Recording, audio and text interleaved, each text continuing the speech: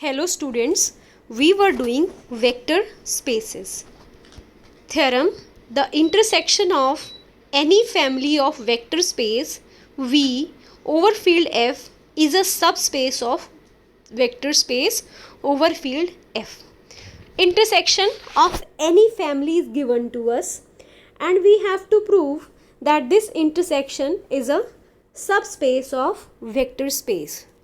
So to prove that this intersection is a subspace, we will use the result that for every alpha comma beta belongs to field F and for any two elements from the intersection, if we prove that alpha into first element plus beta into second element belongs to that intersection, then this intersection will be a subspace of vector space. So let us prove this.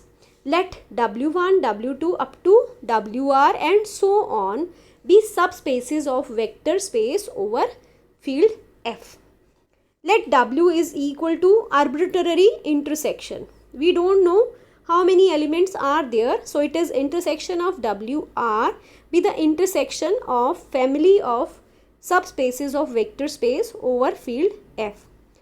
Now 0 belongs to every subspace. अब 0 subspace में क्यों है? Because subspace is a vector space और अगर vector space है तो additive identity वहाँ ज़रूर होगी and 0 is the additive identity. So additive identity 0 belongs to all subspaces all WR for all R W1, W2, W3 and so on. 0 सभी subspaces में ज़रूर होगा.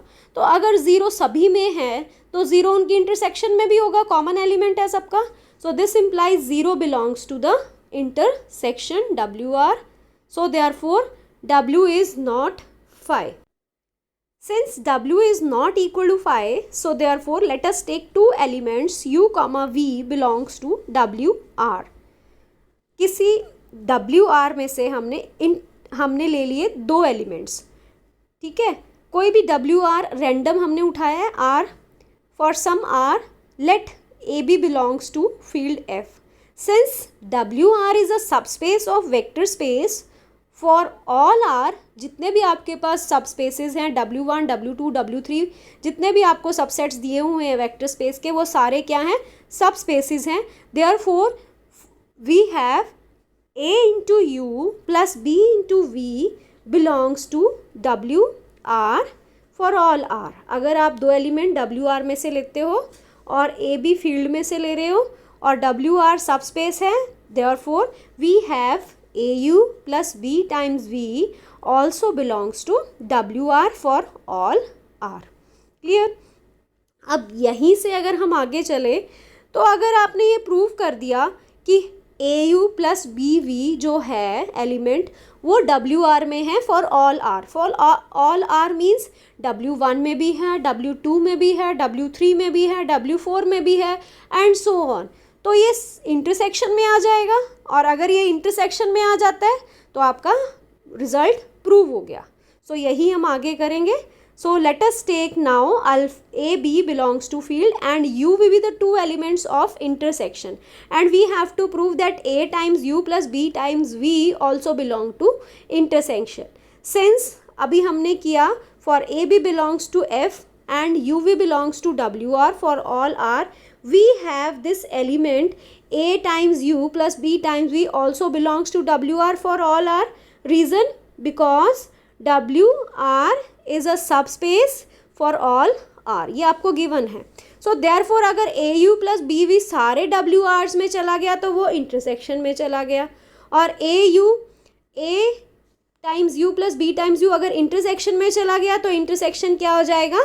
सब space. So thus for AB belongs to F and for UV belongs to intersection we have A times U plus B times V belongs to intersection WR.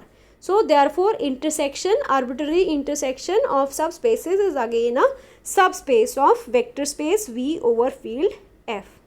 Next theorem is intersection of two subspaces, वहाँ पे हमने arbitrary intersection ली थी, यहाँ पे हमने दो के लिए करना है. W1 and W2 which are subspaces of vector space V is also a subspace. Now you have to prove intersection of W1 with W2 is again a subspace. So let us take two subspaces W1 and W2 of vector space V over field F. Now again we have discussed as earlier 0 belongs to W1 as well as W2. So therefore 0 belongs to intersection, 0 belongs to the intersection, therefore intersection is non-empty. So let us take AB belongs to field and UV belongs to the intersection. If U and V belongs to intersection, this implies U comma V belongs to W1 and U comma V belongs to W2 also. So if U belongs to W1 intersection W2, this implies U belongs to W1 and U belongs to W2. If V belongs to intersection, this implies V belongs to W1 and V belongs to W2 also. So since W1 and W2 are subspaces of V, therefore for every A comma B belongs to field and for U V belongs to W1, we have A times U plus B times V belongs to W1. Because W1 is a subspace, also W2 is a subspace. So for all AB belongs to field F and UV belongs to W2, you have AU plus B times V also belongs to W2. तो अब A times U plus B times V W1 में भी है, W2 में भी है, तो ये कहाँ चला गया? इनके इंटरसेक्शन में. So we have A times U plus B times V belongs to intersection. Therefore intersection is a subspace of vector space over field F. Next theorem. ये तो theorems हमने की है intersection के लिए. What about the union? Is union of two subspaces again a subspace? So let us see. The union of two subspaces of a vector space may not be a subspace. So it is not true. Union may not be a subspace. Let us take one example. Let us take W1 as x comma 0 0 and W2 as 0 y 0 be the two subspaces of vector space over field R. So let UV belongs to the union. So अगर आपके पास UV union में है तो U belongs to W1 and let V belongs to W2. So आपके पास UV दोनों union में है W1 और W2 के, और U अगर हम W1 में से ले लें तो U किस टाइप का होगा? x0 0, और V अगर W2 में से ले ले तो V किस टाइप का होगा? 0 y 0. क्लियर? सो नाउ अब W1 यूनियन W2 के एलिमेंट्स किस टाइप के होंगे? ठीक है, UV टाइप के होंगे. तो किस तरह के होंगे? या तो x0 0 होगा उसमें या 0 y 0 होगा. ठीक है, बट अगर आप देखो UV तो U और V दोनों एलिमेंट्स तो यूनियन में एग्जिस्ट कर रहे हैं, बट अगर हम उनका सम कर दें तो सम क्या होगा? x0 0 plus y0 0 is xy 0. ठीक है, तो ना तो ये xy 0 जो आपके पास एलिमेंट आया, ना तो ये W1 में है ना ये W2 में है. तो it means W1 union W2 is not closed with respect to addition. But अगर वो सबस्पेस, अगर हमने उसको सबस्पेस प्रूव करना है तो it should be close with respect to addition as well as scalar multiplication. तो ये तो फर्स्ट ही आपके पास कंडीशन अनट्रू हो गई, that it is not closed under vector addition. So W1 union W2 is not a subspace. So अब किस condition में वो दोनों सबस्पेस हो सकते हैं? W1 यूनियन W2 सबस्पेस किस कंडीशन में बन सकता है? So here the theorem, union of two subspaces is a subspace if and only if one is contained in other. So अब ये थ्योरम हमें ये बता रही है कि अगर आपके पास, आपने प्रूव करना है कि यूनियन सबस्पेस है तो वो सिर्फ एक ही कंडीशन के अंडर हो सकता है, that one is contained in another. So if and only if condition है, if one subspace is contained in other then union is a subspace, and if union is a subspace then one must contain in another. So let us prove. Let W1 W2 be the two subspaces and let W1 is contained in W2. अब अगर W1 W2 में contain है तो union में क्या आ जाएगा? W2. ठीक है, तो W1 यूनियन W2 किसके इक्वल होगा, W2 के। और सिंस W2 एक सब स्पेस है तो W1 यूनियन W2 भी क्या हो जाएगा, सब स्पेस हो जाएगा। क्लियर। और अगेन अगर आपके पास सपोज W2 कंटेन है W1 में तो यूनियन किसके इक्वल हो जाएगा, W1 के। सो अगर W1 सब स्पेस है तो W1 यूनियन W2 भी क्या हो जाएगा, एक सब स्पेस। अब नाउ कन्वर्स में हम ले लेते हैं late W1 union W2 is a subspace and now we have to prove that one is contained in another और another is contained in first. So we have to prove either W1 is contained in W2 or W2 is contained in W1. If possible, let us assume that W1 is not contained in W2 and W2 is not contained in W1. So अगर आपके पास W1 W2 को subset नहीं है और W2 W1 का subset नहीं है तो कोई एक एलिमेंट ऐसा मिल जाएगा आपको जो उसमें है और दूसरे में नहीं है. So let us now take that W1 is not subset of W2. So it means there exists some U here such that U does not belong to W2. ठीक है, there exists U belongs to W1 and U does not belong to W2.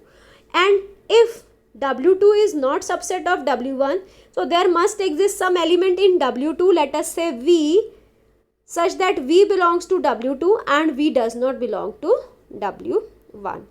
So from 1 and 2, it follows that U belongs to the union as well as V belongs to the union. Clear? क्योंकि आपके पास U W1 में है, V W2 में है, but U V दोनों union में तो आएंगे. So U comma V belongs to union of W1 and W2. Since union is a subspace given to us, therefore addition also belongs to the union. U plus V belongs to W1 union W2 because subspace is always closed with respect to addition. So अगर आपके पास U plus V W1 union W2 में है तो either U plus V belongs to W1 or U plus V belongs to W2. Let if possible U plus V belongs to W1. अगर आपके पास U plus V W1 में है और U हमारे पास W1 में था तो by condition that W1 is a subspace और W1 अगर सबस्पेस है तो वो वेक्टर स्पेस भी होगा. तो अगर U W1 में है तो माइनस U भी तो W1 में जाएगा because W1 is a vector space और additive inverse always exist. So additive inverse of U is minus U. तो माइनस U W1 का एलिमेंट है और U प्लस V भी W1 का एलिमेंट है तो इनका सम भी कहाँ जाएगा, W1 में, because W1 is a subspace, it is closed with respect to addition. So you have U plus V minus U belongs to W1. So we have V belongs to W1. But this is not true. V does not belong to W1. So we have contradiction. So therefore again if अगर ये हमारे पास true नहीं होता है, अभी हमने इसको discuss किया, अभी और वाला पार्ट भी डिस्कस करते हैं. If U plus V belongs to W2, then since V belongs to W2, therefore minus V also belongs to W2 and sum of both also belongs to W2 because W2 is a subspace, it is closed with respect to addition. So we have U plus V minus V belongs to W2. So we have U belongs to W2. So this is not true because U does not belong to W2. So this is again a contradiction. So our assumption is wrong. Assumption क्या थी कि either W1 is not subset of W2 or W2 is not subset of W1. So we have either W1 is contained in W2 or W2 is contained in W1. So student, this solve with these three theorems. So thanks for watching the video.